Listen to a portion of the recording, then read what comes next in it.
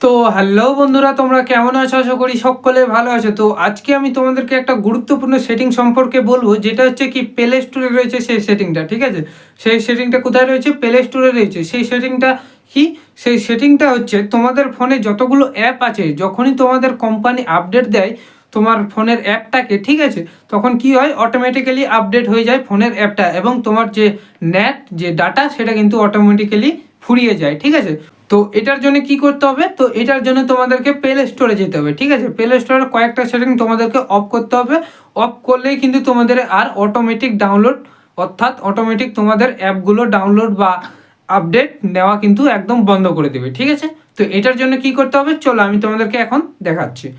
তো প্রথমে কি করবে, মোবাইল স্ক্রিনে চলে আসবে। ঠিক আছে, তো আমি প্রথমে মোবাইল স্ক্রিনে চলে আসছি।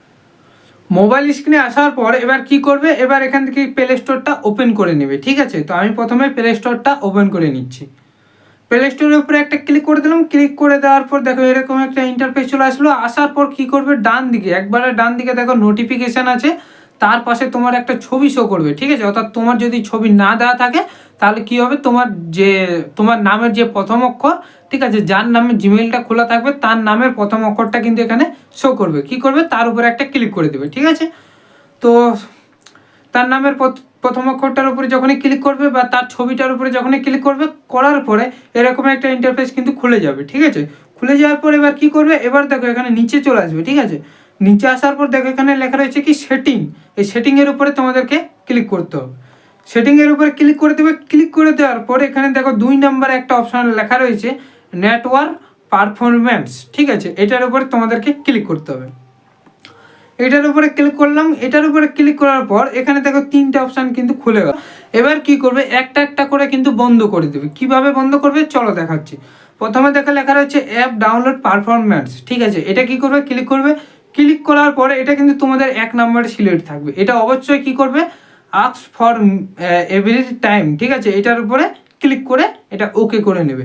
অর্থাৎ এখানে কি লেখা রয়েছে দেখো, অ্যাপ ডাউনলোড পারফরম্যান্স, অর্থাৎ যখনই তোমরা অ্যাপটা ডাউনলোড করবে তখন কিন্তু অটোমেটিক ডাউনলোড হবে না, তোমরা ওকে করবে তারপরেই কিন্তু ডাউনলোডটা হবে। ঠিক আছে, এটা অবশ্যই কিন্তু তোমাদেরকে আস্ক মি এভরি টাইম করে রাখতে হবে। ঠিক আছে, এটা করার পরে ওকে করে দেবে। ওকে করার পরে এবার সেকেন্ড নাম্বারে কী লেখা রয়েছে দেখো, অটো আপডেট অ্যাপ। এই যে মেন সেটিংটা কিন্তু এখানেই ঢুকে আছে, অটো আপডেট অ্যাপ। অর্থাৎ তোমার ফোনের যে নেটগুলো ফুরিয়ে যাচ্ছে দিনে দিনে, সেই নেটগুলো খাই নিচ্ছে কারা, এই যে অটো আপডেট অ্যাপ, অর্থাৎ অ্যাপগুলো খাই নিচ্ছে অটো আপডেট হয়ে। ঠিক আছে, তো এইগুলোকে কিন্তু বন্ধ করতে হবে। ঠিক আছে, তো কীভাবে বন্ধ করবে, আবার সেই সেকেন্ড অপশানে ক্লিক করে দেবে। তো আমি একটা ক্লিক করে দিচ্ছি, এখানে ক্লিক করে দিলাম। ক্লিক করে দেওয়ার পর এটার অপশান কিন্তু এরকমভাবে খুলবে। এটার কিন্তু 4টা অপশান থাকবে। ঠিক আছে, এখানে কি লেখা রয়েছে দেখো, অটো আপডেট অ্যাপ। ঠিক আছে, এটা কিন্তু আমার করা আছে কি, আপডেট ওভার ওয়াইফাই অনলি। ঠিক আছে, অর্থাৎ যখনই কারো আমি ওয়াইফাই নেবো তখনই কিন্তু তার ওয়াইফাই মানে তার নেটটা কেটে আমার মোবাইলে অ্যাপগুলো কিন্তু ডাউনলোড হবে। তো এটাকে কি করতে হবে, এটাকে ডোন্ট অটো আপডেট অ্যাপ একবারে 4 নাম্বারটা সিলেক্ট করতে হবে। একবারে 4 নম্বরটা সিলেক্ট করার পর কি করবে, এখান থেকে ব্যাক করে দেবে। ব্যাক করে দেওয়ার পর এবার 3 নম্বরের অপশানে চলে যাবে। দেখো লেখা রয়েছে অটো প্লে ভিডিও। এটা কি হয়, যখন আমরা প্লে স্টোরটা ওপেন করি, ঠিক আছে, যখন আমরা প্লে স্টোরটা ওপেন করি তখন কি হয়, অনেক সময় যে অ্যাপগুলো আছে সে তার ভিডিওগুলো কিন্তু অটোমেটিক্যালি চালু হয়ে যায়। ঠিক আছে, তুমি দেখবে যে অ্যাপগুলোর যেমন ধরো তুমি বিজিএমআই ডাউনলোড করবে। ঠিক আছে, তখন দেখবে যে বিজিএমআইয়ের যে ভিডিওটা, সেই ভিডিওটা কিন্তু অটোমেটিক্যালি প্লে হতে শুরু করছে, অর্থাৎ চালু হতে শুরু করছে। তো এটা কিন্তু চালু হবে না, তুমি ক্লিক করলে তবেই চালু হবে, তাছাড়া কিন্তু চালু হবে না। তার জন্য কি করতে হবে, এটার উপরে আরেকটা ক্লিক করে দিতে হবে। অটো প্লে ভিডিওর উপরে আরেকটা ক্লিক করে দিলাম।